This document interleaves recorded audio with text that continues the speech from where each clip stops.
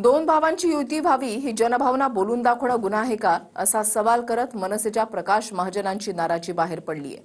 मनसेच्या पक्ष शिबिरामध्ये त्यांना आमंत्रणही देण्यात आलं नाही, त्यामुळे भावनिक होत त्यांनी पक्षाच्या कारभारावरच बोट ठेवलंय। दोन्ही ठाकरे एकत्र यावेत ही जनभावना बोललो तर काय वाईट केलं? दोन भावांनी एकत्र येऊन माझा काय फायदा होणार होता? जनभावना होती, मी जनतेत पाहतो फिरतो, त्यात मी काय वाईट असं केलं? भाजपच्या राणेंशी पंगा घेतल्यावर पक्षानं साथ दिली नाही, तेही दुःख विसरलो। नारायण राणेच्या प्रकरणात पक्षाने मला साथ दिली नाही, दुःख विसरलो मी। पक्षातच इज्जत नसेल तर करायचं तरी काय? प्रवक्ता एक तुच्छ पद आहे आमच्या पक्षात, इतकं तुच्छ पद आहे। जर आम्हाला तुम्हीच किंमत नाही देणार तर बाकीचे काय किंमत देतील? म्हणजे मला सोडा, माझ्या घरच्या समोर मी काय तोंड दाखवणार?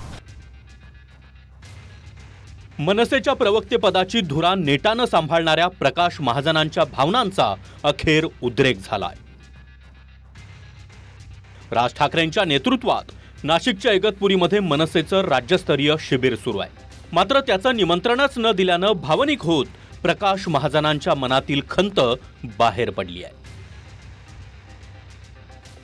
यातला सर्वात गंभीर मुद्दा म्हणजे दोन्ही ठाकरे बंधू एकत्र यावेत ही जनभावना मी बोललो तर त्यात काय वाईट, हा प्रश्न महाजनांनी मनसेलाच विचारला। राज ठाकरे यांनीच आधी मराठीसाठी एकीची साथ घालून आता तेव्हाच तेव्हा बघू असं म्हणून सावध भूमिका घेतली आहे। मात्र त्यावरून मनसेत संभ्रम आणि नाराजी असल्याचं समोर येत आहे। दोन भावांनी एकत्र येऊन माझा काय फायदा होणार होता? किंवा नाही आल्यानं माझं काय नुकसान होतं? मी जनभावना होती, मी जनतेत पाहतो फिरतो, त्यात मी काय वाईट असं केलं? पक्षात सुद्धा दोन मतप्रवाह होते, सगळ्यांना माफी, मलाच फाशी। कसला क्रायटेरिया आला हो? 8 प्रवक्ते 7 जणांकडे विविध पद आहेत, त्याच्यामुळे ते सगळे तिथे मग ते फक्त माझ्यासाठीच क्रायटेरिया होता काय? कशामुळे असं वागताय? काय स्वाभिमान वाटतं? माझ्या नातीनं मला प्रश्न विचारला की आजोबा तुम्ही इथं कसे? तुम्ही इगतपुरीला नाही गेले? आता ती इंजिनिअरिंगला आहे, काय सांगू तिला मी? प्रवक्ता एक तुच्छ पद आहे आमच्या पक्षात, इतकं तुच्छ पद आहे। एरवी कुणी जहरी टीका केल्यावर स्वतः राज ठाकरे सभांमधून जाहीर समाचार घेतात। मात्र तेच राज ठाकरे राणे पिता पुत्रांच्या टीकेवर मौन राहिले। त्यावेळी प्रकाश महाजनांनी राणेंना आव्हान दिल्यावर पक्ष म्हणून मनसे पाठीशी उभा राहिला नसल्याचं महाजनांनी सांगितलंय। नारायण राणेच्या प्रकरणात पक्षाने मला साथ दिली नाही, दुःख विसरलो मी। मला काय वाटलं नसेल मला सांगा ना? मी सगळं दुःख विसरलो होतो। माझ्या एखाद्या प्रतिक्रियेनंतर खालीच्या लोकांच्या प्रतिक्रिया तर ते असं स्पष्ट लिहिलं असतं, याला पक्षातच कोणी विचारत नाही। मनापासून प्रेम केलं मी राज ठाकरेवर, आजही प्रेम आहे माझं। प्रेम आपल्या जागी आहे आणि आपला अभिमान स्वाभिमान आपल्या जागी।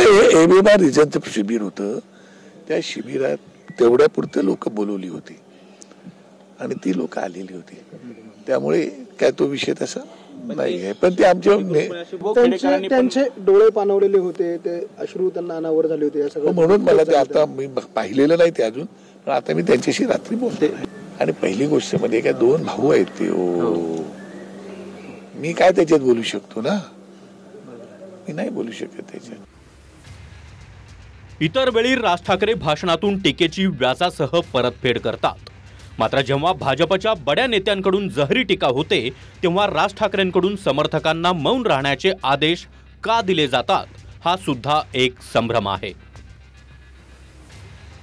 भाजप खासदार बृजभूषण सिंह यांनी राज ठाकरेंना ओपन चॅलेंज देत विखारी भाषेत टीका केली। त्यावर राज ठाकरेंनी नेत्यांना आणि प्रवक्त्यांना मौन राहण्याचे आदेश दिले होते।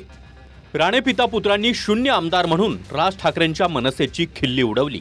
त्याला उत्तर देणाऱ्या प्रकाश महाजनांच्या पाठीशी मनसे पक्ष म्हणून उभा राहिला नाही।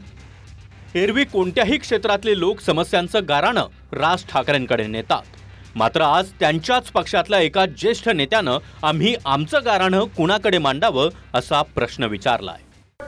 यातना होतात, मी सांगतो, मी 4 दिवस झाले झोपू शकलो नाही। मला सुद्धा हे मीडिया समोर कुणापाशी गाणं मांडावा नाही, कुणी ऐकणारच नाही, पक्षात असा कुठला फोरमच नाही आहे। हा मांडायचा प्रयत्न केला मी अनेक वेळा, पण नाही वरिष्ठांनी लक्ष दिलं। आम्ही काय करायला पाहिजे? अपमान सहन करायला पाहिजे? माझं काय याच्यावर घर चालू नाही आहे। सत्ता नसूनही प्रकाश महाजन मनसेसोबत एकनिष्ठ राहिले। त्यामुळे त्यांच्या मनातली खदखद महत्त्वाची मानली जाते.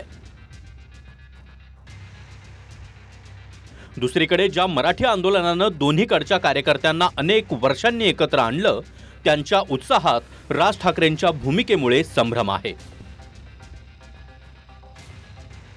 आमचा इगो मराठी आणि महाराष्ट्राहून मोठा नसल्याचं 19 एप्रिलला राज ठाकरेंनी सांगितलं. 5 जुलैच्या मेळाव्यात मराठीसाठीची एकजूट कायम ठेवून बाळासाहेबांचं स्वप्न पूर्ण करू असं राज ठाकरेच म्हणाले. आणि 14 जुलैला मेळावा हा फक्त मराठीसाठी होता, युतीचं निवडणुकांवेळी बघू असं राज ठाकरेच म्हणाले. आम्ही प्रवक्त्याला बोलावलं नाही. तुम्ही इतकं तुच्छ समजता प्रवक्त्याला? काय मला सांगा, जर पक्षच आम्हाला अशी वागणूक देत असेल तर आमच्या म्हणण्याला जग आणि समाज काय भाव देणार आहे? नाही, काय करणार माणूस? अशी वागणूक मिळत असेल त्याच्यापेक्षा घरी बसले बस. म्हणजे आता काका घरी बसणार? घरी बसणार, पक्षाचं काम करणार नाही. मी काय म्हणलं, मी देव बदलणार नाही, पण देवानं बोलावल्याशिवाय मी नाही जाणार. मी पक्षाच्या नावावर माझी कधी दुकानदारी केली नाही. मी कधी पक्षाचं कार्ड घेऊन कोण्या मंत्र्याला भेटायला गेलो नाही, कोण्या अधिकाऱ्याला भेटायला गेलो नाही. संजय सरोदे, TV9 मराठी, छत्रपती संभाजीनगर.